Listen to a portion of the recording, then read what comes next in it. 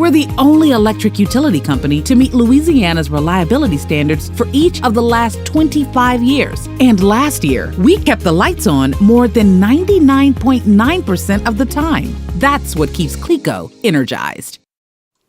Hey, good morning, everyone. It is, Thursday? I get confused because I was out of town, all that stuff. But looking out through the Gina camera, looking beautiful this morning. This is my only active camera coming through the system right now, but I have a meeting scheduled for later this morning to get all 6 that are currently up and ready to roll. I'm going to get those all put out there for you. And then once I know everything's clean with those, everything comes through and looks good on the website and the app and just basically through this system, then I'll announce exactly where they are. I think I've shown some previews of those, though. So, things are looking good on that end, and we are just in time for tropical season that is upon us now. So enjoy that clear sky and another bird flying down. Love it when the birds are flying way below the camera. It just shows you how high this thing is up. I guess the trees help with that, too. So that's what it looks like. It's comfortable outside. Temperatures in the 70s now, but we were in the 60s earlier today.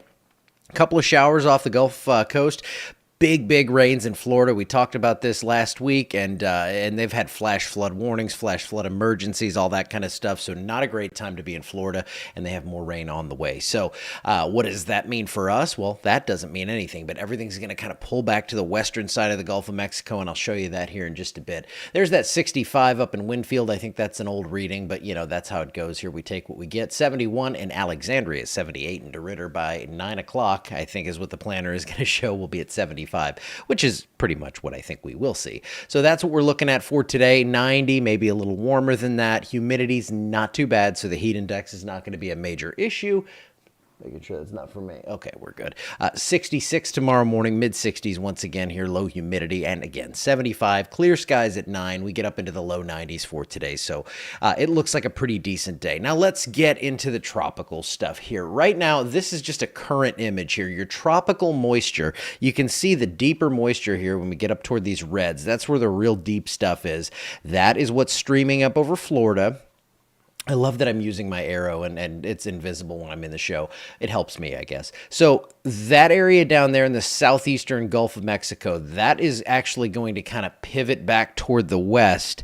And that is this Bay of Campeche down here where in the southern Gulf of Mexico, that's the area we're watching. So moisture's already starting to pool there, and it looks like we're going to see a low pressure develop.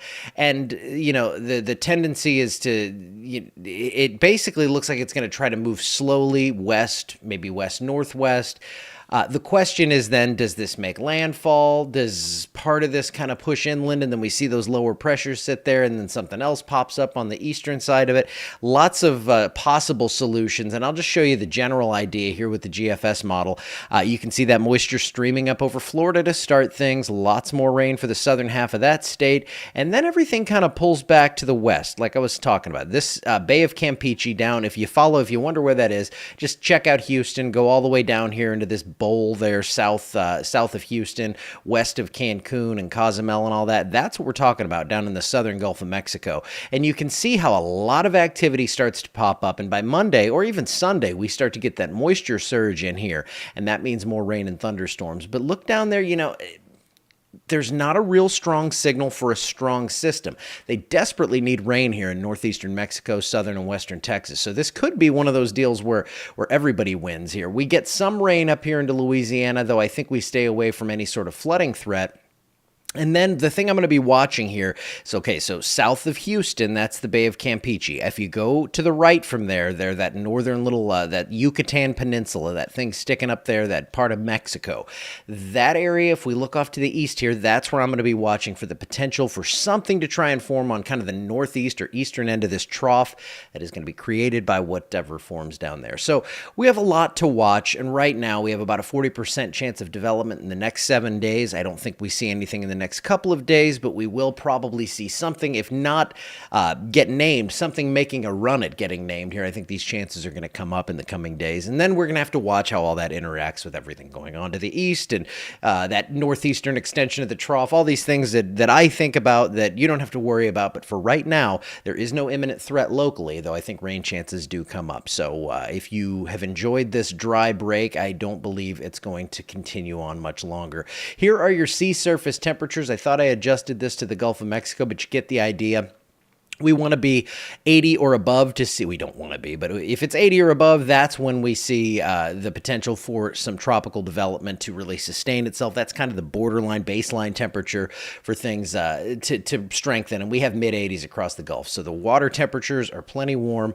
You can see it cools off as you get out into the Atlantic there, but this is not the season for that. We're watching Caribbean, we're watching the Gulf, and it looks like those areas are about to become active. Now, maybe some storms down along the coast of Texas today, some severe weather well to our north, but we do not have anything going on here. And then your QPF, your rainfall totals over the next quantitative precipitation forecast. Again, I'm throwing out all the smart stuff, right?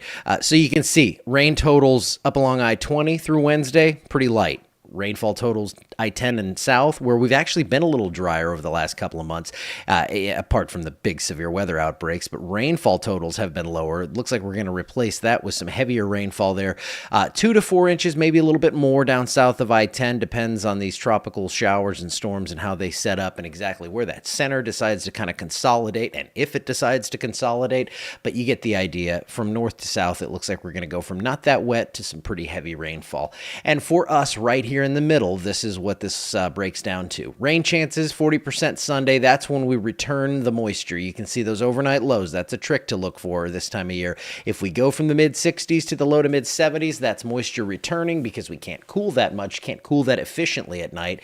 And we have those storms in the forecast starting Sunday and then going right on through Wednesday. Mid to upper 80s after these mid-90s. They're going to get out of here, and we're going to see this quote-unquote cool down where it's going to kind of feel similar when we look at the actual heat index because it's going to be so humid. So we go from very warm and kind of dry to not as warm, but very humid. And here's your 8 to 14 day forecast to get into the end of June here, or close to the end of June. It looks pretty warm. Notice that the cooler area here is going to be over South and West Texas. You see that trying to nudge up into our area, and that's purely because of clouds and moisture, and that shows here on the precip outlook. They need it down in South Texas, so good news there. We don't so much need it here, but I know that can kind of vary from yard to yard this time of year. We've seen plenty of rainfall in the last couple of months, and it looks like we are going to see more June 21st through the 27th, and that all gets started around this Sunday. Now, I mentioned the camera stuff, and hopefully I'll have a nice preview of all of those later, and then I'll get those on the website and app as quickly as possible. I did want to mention that yesterday was the day that Ward Electric came by. We finished everything up with the generator. We tested it. It ran the air conditioning, it ran everything, and it was awesome. Zach's crew is an incredible group of people, and they really helped us through the process. So again, they are a sponsor, Ward Electric. If you need help from them, if you want to get in on that generator list before it's too late, once we start getting names on these storms out in the Gulf of Mexico, you're going to want to contact Ward Electric. I posted about that a few days ago, and they were great with that process and helping me along. And again, there is that 0% financing option. All right, that's enough business for today. I'm out of here. I'm going to go work on a text update for this stuff for those who do not like the videos and just want to read stuff. I will do that, and we'll be all set to go. So I hope you have a wonderful Thursday, and I will see you back here tomorrow.